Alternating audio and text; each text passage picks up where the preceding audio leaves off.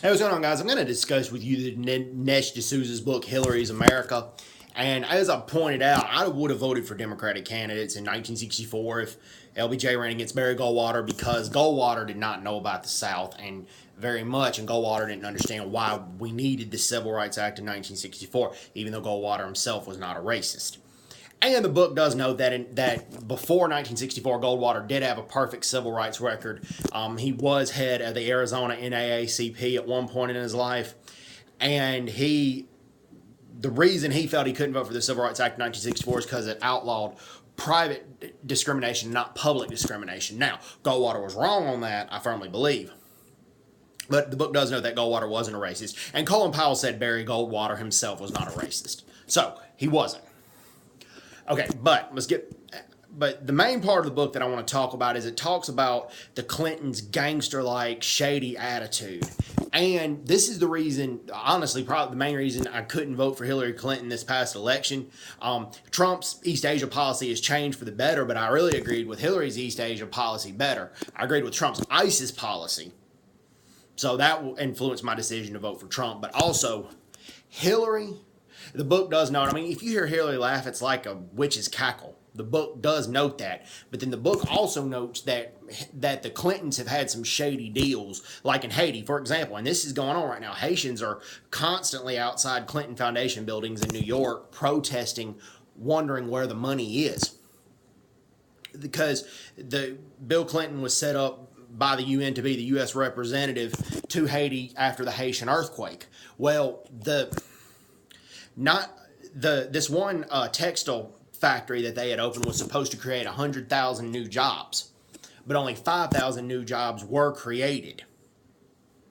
And that's less than 10% of the promises right there. And also, where the industrial park that the companies the Clintons dealt business with to open up in Haiti, the industrial park was not where the earthquake was. And farmers had to be removed off their land, and the book notes, the farmers felt like they were not properly compensated, and many of the farmers lost their livelihood because of this. Also, what also happened in Haiti is that the Clintons promised to rebuild Port-au-Prince, the capital of Haiti, but they didn't do that. And then also, now, I could see a luxurious hotel being vital to Haiti's economy, but the problem was the luxurious hotel, they only employ a few dozen Haitians. Okay, not a lot of jobs didn't go to the Haitians. It only employs a few dozen Haitians, and there's not any foreign investments that go to that hotel. That's just mainly a place to house Clinton cronies, a place where a lot of Clinton's cronies stay. No foreign investments came after that hotel.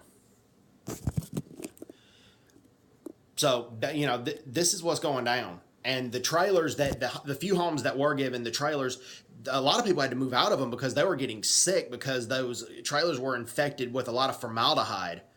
And people were getting sick living in those homes. And also, like prime example, the Algerian government wanted the U.S. to invest in electrical plants in Algeria. And Hillary Clinton wasn't sure who she was going to award the contract to. Well, the General Electric wrote about $500,000 to $1 million check between that amount. And the next thing we know, General Electric's getting the contract to build the plant in Algeria. The book does note that. That's how the Clintons do business. And the book, in the beginning of the book, it talks about there were also certain liberals and certain progressives that said that when Hillary Clinton was in office in the Senate of New York, she didn't pass a single key piece of legislation, that she did not accomplish anything or hardly anything as a senator. And book goes on that, and the book talks about Bill Clinton as well. And Bill Clinton did some good things as president, but as far as his ethics, he was a sleazebag. And it talks about the Democratic Senator Claire McCaskill.